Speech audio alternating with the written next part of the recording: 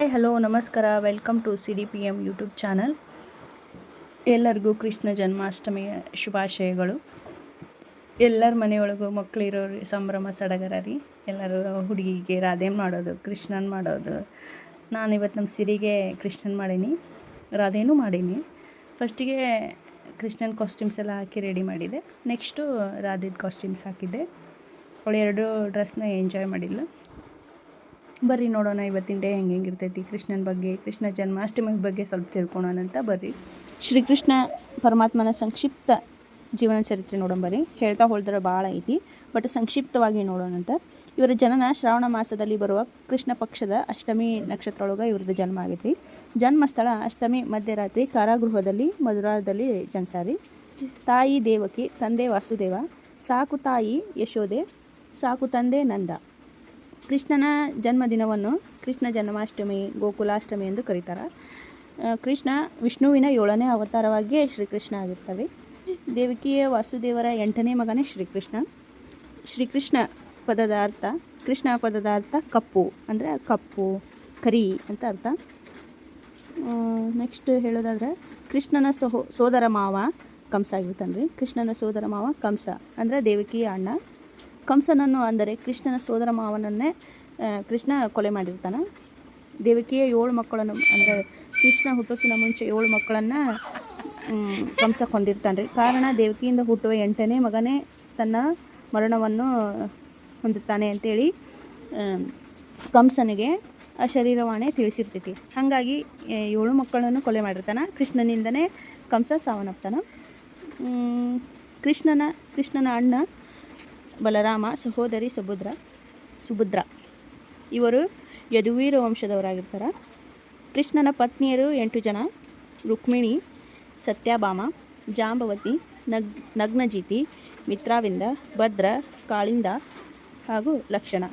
ಕೆಲವರು 16,000 ಮಂದಿಯನ್ನು ವಿವಾಹವಾದ ಎಂದು ತಿಳಿಸ್ತಾರೆ. ಆದರೆ ಕೆಲವೊಂದು ಉಲ್ಲೇಖಗಳಲ್ಲಿ ನರಕಾಸುರನು ಅಪಹರಿಸಿದ ಕಾರಣ 16,000 ಮಹಿಳೆಯರನ್ನು ರಕ್ಷಿಸಿದ ಎಂದು ತಿಳಿಯಬಹುದು. ಕೃಷ್ಣನಿಗೆ ಕುರುಕುಲು ತಿಂಡಿ ಆಮೇಲೆ ಬೆಣ್ಣೆ ಅಂದರೆ ಭಾಳ ಇಷ್ಟ ರೀ. ಹಾಗಾಗಿ ನಾವು ಸಿರಿಗೆ ಕುರುಕುಲು ತಿಂಡಿ ಬೆಣ್ಣೆನ ಕೊಟ್ಟಿವಿ ಒಂದು ಸ್ವಲ್ಪ.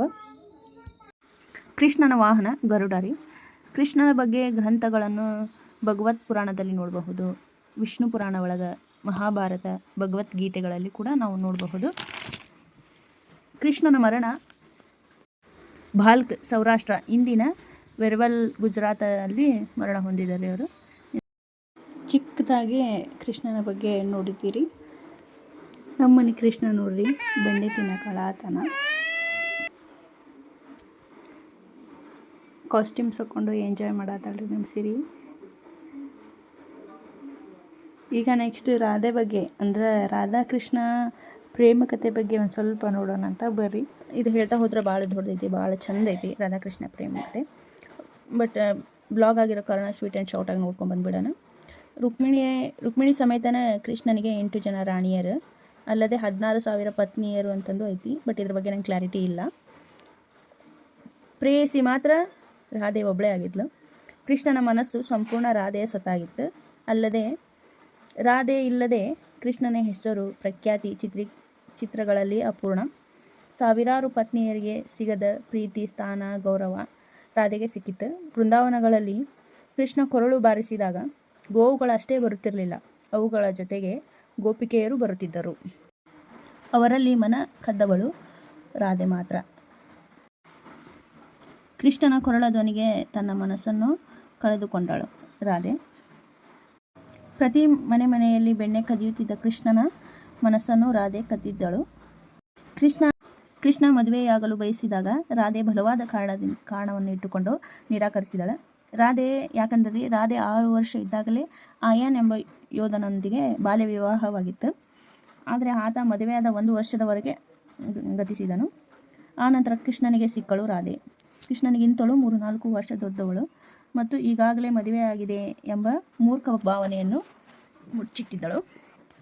ಕೃಷ್ಣನು ಪ್ರೀತಿಸಿದಳು, ಆದರೆ ತನಗೆ ಈಗಾಗಲೇ ಮದುವೆಯಾಗಿದೆ ಎಂಬ ಕಾರಣದಿಂದ ನಿರಾಕರಿಸಿದಳು. ಅಲ್ಲದೆ ಕೃಷ್ಣ ರಾಜನಾಗುವವನು, ನಾನು ಗೋವುಗಳನ್ನು ಮೇಯಿಸುವಳು ಎಂಬ ಕೀಳು ಭಾವನೆ ಅವಳಲ್ಲಿ ಮೂಡಿತ್ತು. ಇವರಿಬ್ಬರ ಮನಸ್ಸು ಮಿಲನವಾಗಿತ್ತು. ಎರಡು ದೇಹ ಒಂದೇ ಮನಸ್ಸು ಎಂಬ ಭಾವನೆ ಮೂಡಿತ್ತವರಲ್ಲಿ. ಕೃಷ್ಣ ಪ್ರತಿ ಸಾರಿ ಮಲಗುವಾಗನೂ ರಾಧೆ ರಾಧೆ ಎಂಬ ಕನವರಿಕೆಯಿಂದನೇ ಮಲ್ಕೊತಿದ್ದಾನೆ. ರುಕ್ಮಿಣಿ ಕೇಳ್ತಿದ್ಲು, ನಾವು ಇಷ್ಟು ಪ್ರೀತಿ ತೋರಿಸಿದ್ರು ನೀ ಏಕೆ ರಾಧೆ ರಾಧೆ ಎಂದು ಕನ್ವರ್ಸ್ತೀಯಾ ಅಂತ ಕೇಳಿದಾಗ ಕೃಷ್ಣ ಒಂದ್ಸಾರಿ ಹೋಗಿ ನೀನು ರಾಧೆನ ಭೇಟಿಯಾಗು ಅಂತ ಹೇಳಿದಾಗ ರುಕ್ಮಿಣಿಯು ಹೋಗಿ ರಾಧೆನ ಭೇಟಿಯಾಗಕ್ಕೆ ಹೋಗ್ತಾಳ್ರಿ. ಹೋಗುವಾಗ ಏನಾದರೂ ತೊಗೊಂಡು ಹೋಗು ಅಂತ ಹೇಳಿದಾಗ ರುಕ್ಮಿಣಿ ಬಿಸಿ ಬಿಸಿ ಹಾಲು ತೊಗೊಂಡು ಹೋಗಿ ಕೊಡ್ತಾಳ್ರಿ. ರಾಧೆ ಹಿಂದೆ ಯೋಚನೆ ಮಾಡ್ದಾನೆ ಆ ಫುಲ್ ಬಿಸಿ ಬಿಸಿ ಹಾಲನ್ನ ಖಾಲಿ ಮಾಡ್ತಾಳ್ರಿ. ಕೃಷ್ಣನ ಜಪದೊಳಗೆ ಅವನ್ನ ನೆನೆಸ್ಕೊತಾನೆ ಬಿಸಿ ಬಿಸಿ ಹಾಲನ್ನ ಕುಡಿತಾಳ. ಆಮೇಲೆ ಅಲ್ಲಿಂದ ರುಕ್ಮಿಣಿ ರಾಧೆ ಜೊತೆ ಮಾತಾಡಿ ಹೋಗ್ತಾಳೆ. ಹೋಗಿ ಕೃಷ್ಣನಿಗೆ ಎಲ್ಲ ನಡೆದಿರೋ ಘಟನೆ ಎಲ್ಲ ಹೇಳ್ತಾಳೆ. ಹೇಳುವಾಗ ಕೃಷ್ಣನ ಕಾಲು ಒತ್ತುತ್ತಾ ನೋಡ್ತಾಳೆ. ಕೃಷ್ಣನ ಕಾಲು ಸುಟ್ಟಿರೋ ಥರ ಆಗಿರ್ತೈತಿ. ಏನಿದು ಕೃಷ್ಣ ಅಂತ ಕೇಳಿದಾಗ, ನೀನು ರಾಧೆಗೆ ಬಿಸಿ ಬಿಸಿ ಹಾಲನ್ನು ತೊಗೊಂಡೋಗಿ ಕೊಟ್ಟು ಅವಳು ನನ್ನ ನೆನೆಸ್ಕೊಂತಾನೆ ಕುಡಿದಾಗ ಅವಳು ಕುಡಿದಿರೋ ಬಿಸಿ ಹಾಲು ನನ್ನ ಕಾಲಿಗೆ ತಾಕೈತಿ, ನನಗೆ ಸ್ಪರ್ಶ ಆಗೈತಿ ಅಂತಂದು ಹೇಳ್ತಾಳೆ. ಈ ಥರ ಒಂದು ಉದಾಹರಣೆ ರೀ. ಈ ಥರ ಎರಡು ದೇಹ ಆಗಿರ್ಬೋದು ಒಂದೇ ಮನಸ್ಸು ಅನ್ನೋ ಥರ ಕೃಷ್ಣ ರಾಧೆಯರ ಇಬ್ಬರು ಇದ್ದರು. ಅವರ ಪ್ರೀತಿ ಮದುವೆ ಆಗಲಿ ಅಥವಾ ಸಂಬಂಧದ ಮೂಲಕ ಹಾಳು ಮಾಡೋಕ್ಕೆ ಅವರಿಬ್ಬರಿಗೆ ಇಷ್ಟ ಇರಲಿಲ್ಲ. ಭಾಳ ಕ್ಯೂಟ್ ಇತ್ತು ಅವ್ರದ್ದು ಸ್ಟೋರಿ. ಕೃಷ್ಣನ ಜನ್ಮಾಷ್ಟಮಿ ಆಗಿರೋದ್ರಿಂದ ಆ ಹಬ್ಬನ ಸೆಲೆಬ್ರೇಷನ್ ಮಾಡ್ತೀವಿ ನಾವು ಅಂದರೆ ಅದ್ರ ಬಗ್ಗೆ ಒಂದು ಸ್ವಲ್ಪ ತಿಳ್ಕೊಂಡಿರ್ಬೇಕು ರೀ. ಹಾಗಾಗಿ ನಾನು ಈ ಬ್ಲಾಗ್ ಒಳಗೆ ಒಂದು ಸ್ವಲ್ಪ ಹೇಳಿದೆ, ನನಗೆ ತಿಳಿದಿರೋಷ್ಟು ನಾನು ಸ್ವಲ್ಪ ಹೇಳಿದೆ. ಭಾಷಣ ಅನ್ಕೋಬೇಡ್ರಿ. ಹಾಗೆ ಒಂದು ಸ್ವಲ್ಪ ಆ ಹಬ್ಬ ನಾವು ಆಚರಿಸ್ತೀವಿ ಅಂದರೆ ಅದ್ರ ಬಗ್ಗೆ ಒಂದು ಸ್ವಲ್ಪ ತಿಳ್ಕೊಂಡಿರ್ಬೇಕಲ್ಲ ಅಂಥೇಳಿ ನಾನು ಹೇಳಿದೆ. ನಾನು ಇಷ್ಟೊತ್ತು ಕೃಷ್ಣನ ಬಗ್ಗೆ ಆಮೇಲೆ ರಾಧಾಕೃಷ್ಣ ಲವ್ ಸ್ಟೋರಿ ಬಗ್ಗೆ ಎಲ್ಲರ ತಪ್ಪು ಹೇಳಿದ್ರೆ ಕಮೆಂಟ್ ಮಾಡಿರಿ, ತಿದ್ಕೊಳ್ಳೋಣಂತ, ಸರಿ ಮಾಡ್ಕೊಳ್ಳೋಣಂತ. ಇಷ್ಟು ಹೇಳ್ತಾ ನಾನು ಈ ಬ್ಲಾಗ್ನ ಇಲ್ಲಿಗೆ ಎಂಡ್ ಮಾಡ್ತೀನಿ ರೀ. ಈ ಬ್ಲಾಗ್ ನಿಮ್ಗೆ ಇಷ್ಟ ಆದ್ರೆ, ನಮ್ಮನೆ ರಾಧಾ ಮತ್ತು ಕೃಷ್ಣ ಇಷ್ಟ ಆದ್ರೆ ಲೈಕ್ ಮಾಡಿರಿ, ಶೇರ್ ಮಾಡಿರಿ, ಕಮೆಂಟ್ ಮಾಡಿರಿ ಹಾಗೂ ಸಬ್ಸ್ಕ್ರೈಬ್ ಮಾಡಿರಿ. ವಿಡಿಯೋ ನೋಡೋದಕ್ಕೂ ಮೊದಲು ಸಬ್ಸ್ಕ್ರೈಬ್ ಮಾಡಿಕೊಂಡು ವಿಡಿಯೋ ನೋಡಿರಿ. ವಿಡಿಯೋ ನೋಡ್ತಾನೆ ಲೈಕ್ ಮಾಡಿರಿ. Thank you for watching this video.